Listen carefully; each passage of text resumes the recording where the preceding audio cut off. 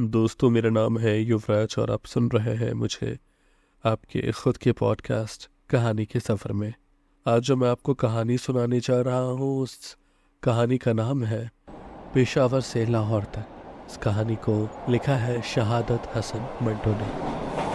वो inter class के जनाना डिब्बे से निकली। उसके हाथ में एक छोटा सा अटैची केस था। जावेद पेशावर से ही उसे देखता चला आ रहा था। रावलपिंडी के स्टेशन पर गाड़ी काफ़ी देर ठहरी तो वो साथ वाले जनाना डिब्बे के पास से कई मर्तबा गुजरा। लड़की हसीन थी। जावेद उसकी मोहब्बत में गिरफ्तार हो गया। उसकी नाक की फेडिंग पर छोटा सा तिल था। गालों में नन्हे नन्हे गड्ढे थे जो उसके चेहरे पर बहुत भले लगते थे।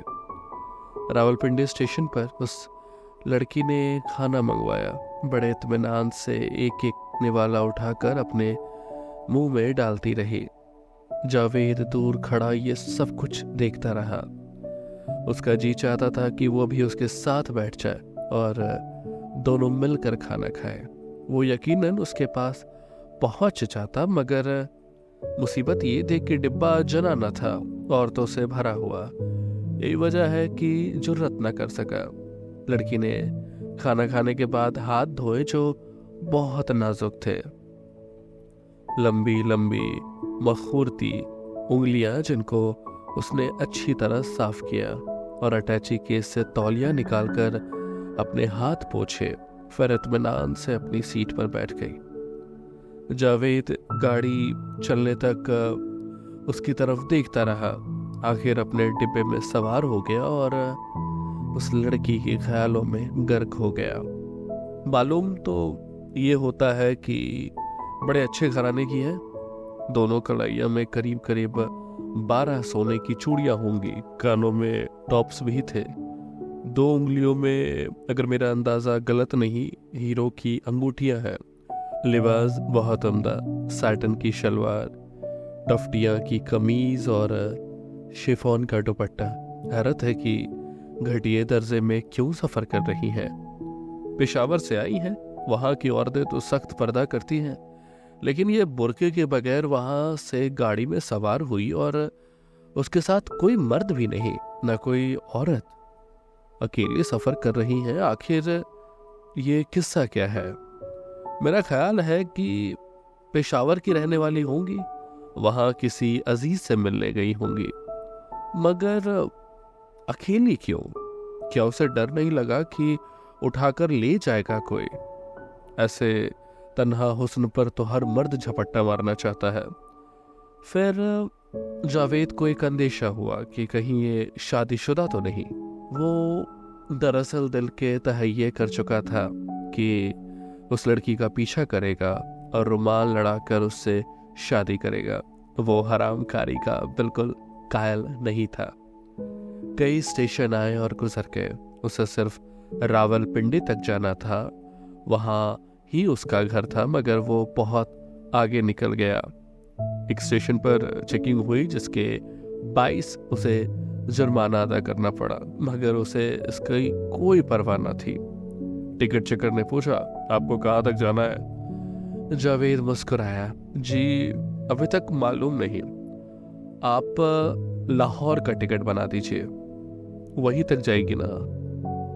टिकट चेकर ने उसे लाहौर का टिकट बना दिया, रुपए वसूल किए और दूसरी स्टेशन पर उतर गया। जावेद भी उतरा कि ट्रेन को टाइम टेबल के मुताबिक 5 मिनट ठहरना था। यहाँ पर साथ वाले कंपार्टमेंट के पास गया। वो लड़की खिड़की के साथ लगी दांतों से खिलाल कर रही थी। जावेद की तरफ जब उसने देखा तो उसके दिलो दिमाग में चींटियां दौड़ने लगी। उसने महसूस किया कि वो उसकी मौजूदगी से गाफिल नहीं है। समझ गई कि वो बार बार सिर्फ उसे ही देखना आता है। जावेद को देखकर वो मुस्कुराई। उसका दिल बाग बाग हो गया, मगर जावेद फरते जज्बात की वजह से फौरन वहां से हटकर अपने डिब्बे में चला गया।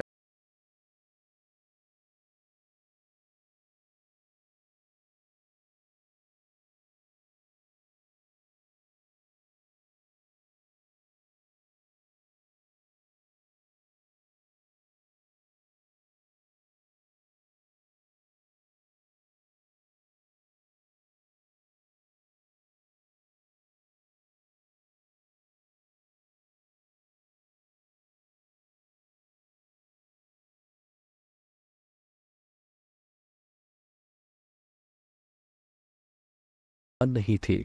उसका दिल धक से रह गया। कहाँ चली गई? पिछले स्टेशन पर तो नहीं उतर गई जहां उसने एक मुस्कुराहट से मुझे नवाजा था? नहीं नहीं,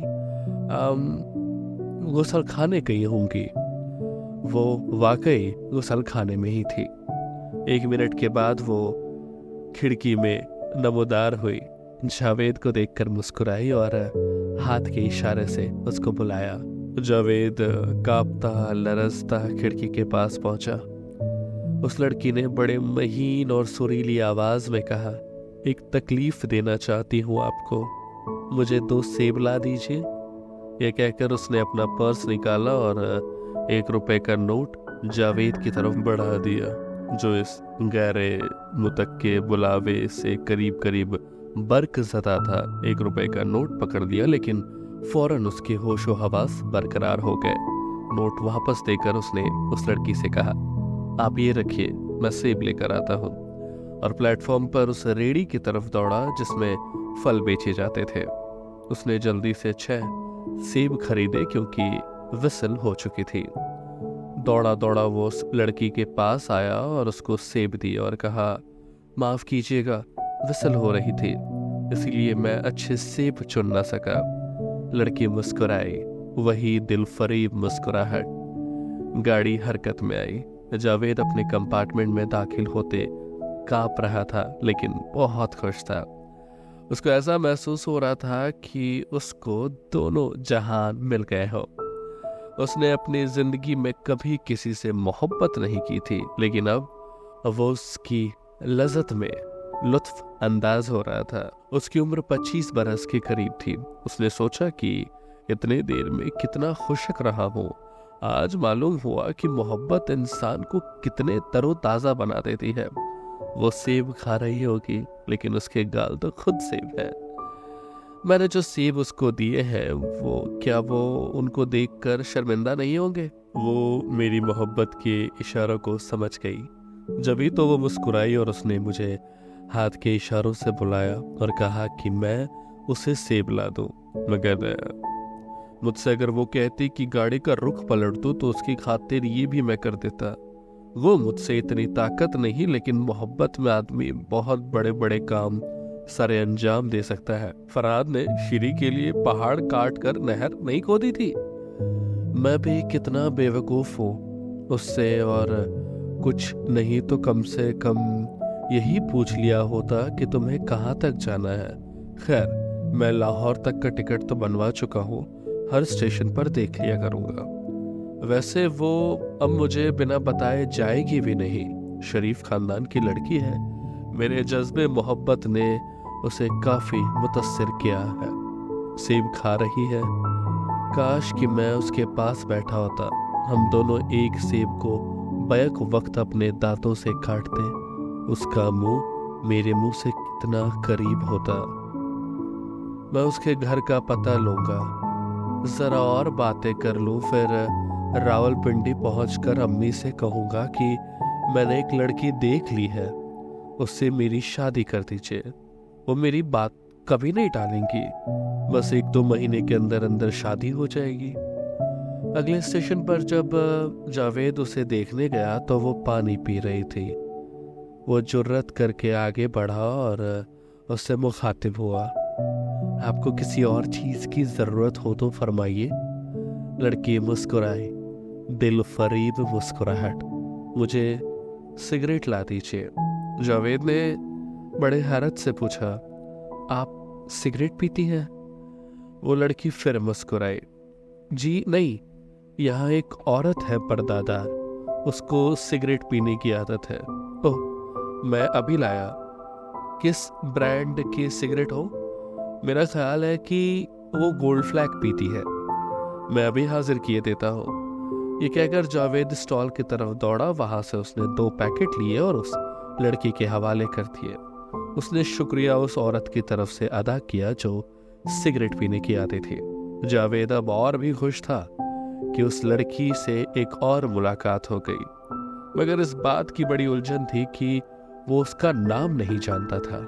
उसने कई मर्तबा खुद को कोसा कि उसने नाम क्यों ना पूछा। इतनी बातें होती रही, लेकिन वो उससे इतना भी ना कह सका आपका नाम।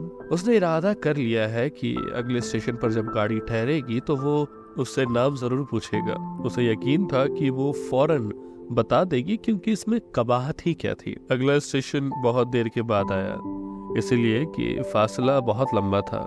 जावेद को बहुत कुफत हो रही थी। उसने कई मर्तबा टाइम टेबल देखा, घड़ी बार बार देखी। उसका जी चाहता था कि इंजन को पर लग जाए ताकि वो उड़कर जल्दी अगले स्टेशन पर पहुंच जाए। गाड़ी एकदम रुक गई। मालूम हुआ कि इंजन के साथ एक भैंस टकरा गई है। वो अपने कंपार्टमेंट से उतरकर साथ वाले डिब्बे के पास पहुंचा, मगर लड़की अपने सीट पर मौजूद नहीं थी। मुसाफिरों में मरी कटी हुई भैंस को पटरी से हटाने में काफी देर लगा दी। इतने में वो लड़की, जो गालिबान दूसरी तरफ तमाशा देखने में मशगूल थी, आई और अपनी सीट पर बैठ गई। जावेद पर जब उसकी नजर पड़ी तो मुस्कुराई, वही दिल फरीब मुस्कुराहट। जावेद खिड़की के पास गया, मगर उसका नाम पूछ न सका। लड़की ने उससे कहा, ये भैंसें क्यों गाड़ी के नीचे आ जाती है? जावेद को कोई जवाब न सूझा। गाड़ी चलने वाली थी, इसलिए वो अपने कंपार्टमेंट में चला गया। कई स्टेशन आए, मगर वो नहीं उतरा। आखिर लाहौर आ गया। प्लेटफॉर्म पर जब गाड़ी रुकी तो वो जल्दी जल्दी बाहर निकला। लड़की मौजूद थी। जावेद ने अपना सामान निकलवाया और उससे, जिसने हाथ में अटैची केस पकड़ा हुआ था, कहा, लाइए ये अटैची केस मुझे दे दीजिए। उस लड़की ने अटैची केस जावेद के हवाले कर दिया। कूली ने जावेद का सामान उठाया और दोनों बाहर निकल गए। तांगा लिया तो जावेद ने उससे पूछा, आपको कहाँ जाना है? लड़की ने बड़े नर्म और नाजुक लहजे में जवाब दिया, जी रावी रोड, चलिए मैं आपको वहाँ छोड़ आता हूँ। बहुत बहुत शुक्रिया। तांगा रावी रोड से गुजर रहा था। जावेद ने उस लड़की से पूछा, कहाँ जाइएगा अब आप? लड़की के होठों पर वही दिल फरीब मुस्कुराहट पैदा हुई, जी हीरा मंडी। जावेद बौखला सा गया, क्या आप वहाँ रहती हैं? लड़की ने बड़ी सादगी से जवाब दिया, जी हाँ, मेरा मकान देख लें, आज रात मेरा मुजरा सुनने जरूर आइएगा। जावेद पेशावर से लेके लाहौर तक अपना मुजरा सुन चुका था। उसने इस तवाइफ को उसके घर छोड़ा और उस तांगे से सीधा लारियों के अड्डे पहुंचा और रावलपिंडी रवाना हो गया।